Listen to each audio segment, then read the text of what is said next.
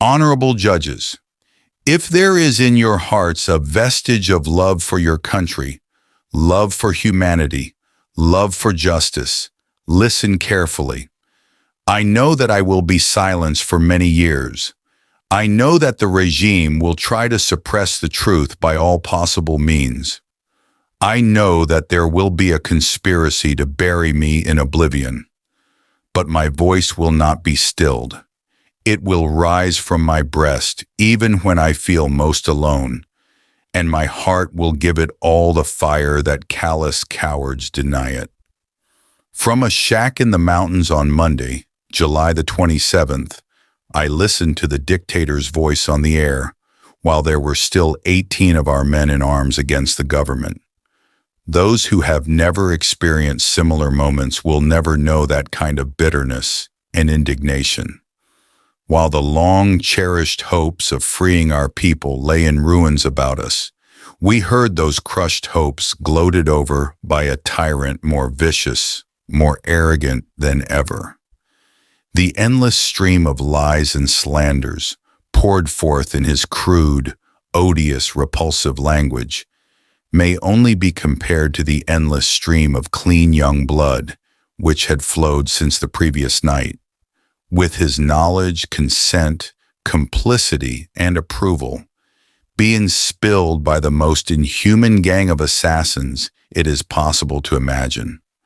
To have believed him for a single moment would have sufficed to fill a man of conscience with remorse and shame for the rest of his life. At that time, I could not even hope to brand his miserable forehead with the mark of truth which condemns him for the rest of his days and for all time to come. Already a circle of more than 1,000 men, armed with weapons more powerful than ours, and with peremptory orders to bring in our bodies, was closing in around us. Now that the truth is coming out, now that speaking before you, I am carrying out the mission I set for myself, I may die peacefully and content. So I shall not mince any words about those savage murderers. Moncada Barracks were turned into a workshop of torture and death. Some shameful individuals turned their uniforms into butchers' aprons. The walls were splattered with blood. The bullets embedded in the walls were encrusted with singed bits of skin, brains, and human hair. The grisly reminders of rifle shots fired full in the face. The grass around the barracks was dark and sticky with human blood. The criminal hands that are guiding the destiny of Cuba had written for the prisoners at the entrance of that den of death the very inscription of hell: forsake all hope. They did not even attempt to cover appearances. They did not bother in the least to conceal what they were doing. They thought they had deceived the people with their lies, and they ended up deceiving themselves. They felt themselves lords and masters of the universe, with power over life and death. So the fear they had experienced upon our attack at daybreak was dissipated in a feast of corpses, in a drunken orgy of blood. Dante divided his inferno into 9 circles. He put the criminals in the 7th, the thieves in the 8th, and the traitors in the 9th. Difficult dilemma the devils will be faced with when they try to find an adequate spot for this man's soul, if this man has a soul. The man who instigated the atrocious acts in Santiago de Cuba doesn't even have a heart. In every society there are men of base instincts.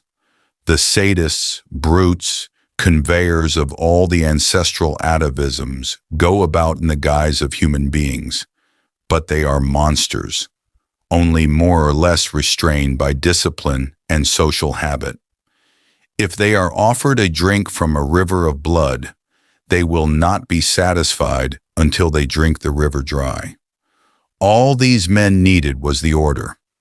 At their hands the best and noblest Cubans perished, the most valiant, the most honest, the most idealistic. The tyrant called them mercenaries. There they were dying as heroes at the hands of men who collect a salary from the Republic, and who, with the arms the Republic gave them to defend her, serve the interests of a clique and murder her best citizens. Throughout their torturing of our comrades, the army offered them the chance to save their lives by betraying their ideology and falsely declaring that Prio had given them money. When they indignantly rejected that proposition, the army continued with its horrible tortures. They crushed their testicles and they tore out their eyes. But no one yielded. No complaint was heard, nor a favor asked. Even when they had been deprived of their virile organs, our men were still 1,000 times more men than all their tormentors together. Photographs which do not lie show the bodies torn to pieces. Other methods were used. Frustrated by the valor of the men, they tried to break the spirit of our women.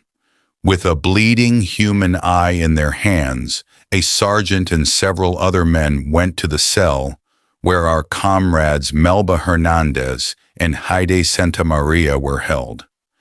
Addressing the latter and showing her the eye, they said, "This eye belonged to your brother.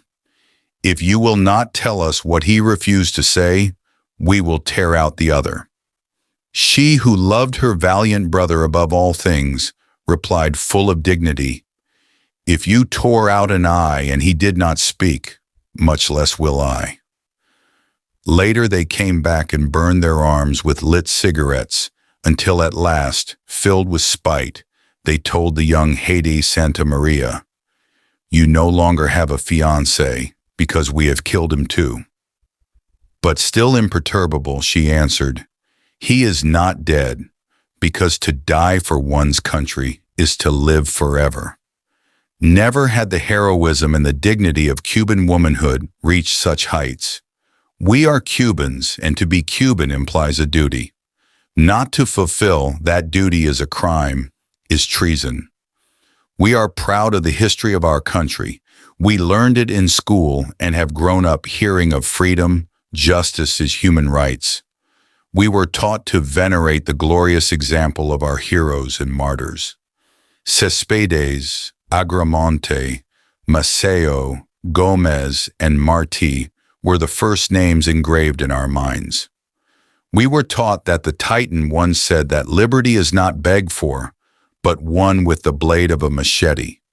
We were taught that for the guidance of Cuba's free citizens, the Apostle wrote in his book, The Golden Age, "The man who abides by unjust laws and permits any man to trample and mistreat the country in which he was born is not an honorable man.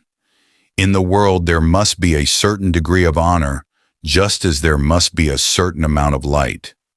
When there are many men without honor, there are always others who bear in themselves the honor of many men.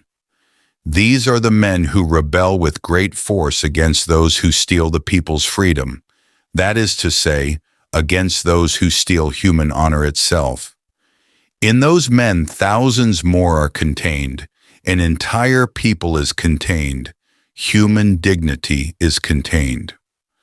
We were taught that the 10th of October and the 24th of February are glorious anniversaries of national rejoicing because they mark days on which Cubans rebelled against the yoke of infamous tyranny.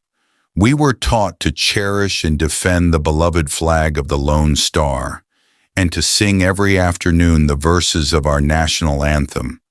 To live in chains is to live in disgrace and in opprobrium, and to die for one's homeland is to live forever. All this we learned and will never forget, even though today in our land there is murder and prison for the men who practice the ideas taught to them since the cradle. We were born in a free country that our parents bequeathed to us, and the island will sink into the sea before we consent to be slaves of anyone. It seemed that the apostle would die during his centennial. It seemed that his memory would be extinguished forever. So great was the affront, but he is alive. He has not died. His people are rebellious. His people are worthy. His people are faithful to his memory. There are Cubans who have fallen defending his doctrines. There are young men who in magnificent selflessness came to die beside his tomb, giving their blood and their lives so that he could keep on living in the heart of his nation. Cuba, what would have become of you had you let your apostle die? I come to the close of my defense plea, but I will not end it as lawyers usually do, asking that the accused be freed. I cannot ask freedom for myself while my comrades are already suffering in the ignominious prison of the Isle of Pines. Send me there to join them and to share their fate. It is understandable that honest men should be dead or in prison in a republic where the president is a criminal and a thief. I know that imprisonment will be harder for me than it has ever been for anyone, filled with cowardly threats and hideous cruelty. But I do not fear prison, as I do not fear the fury of the miserable tyrant who took the lives of 70 of my comrades. Condemn me. It does not matter. History will absolve me.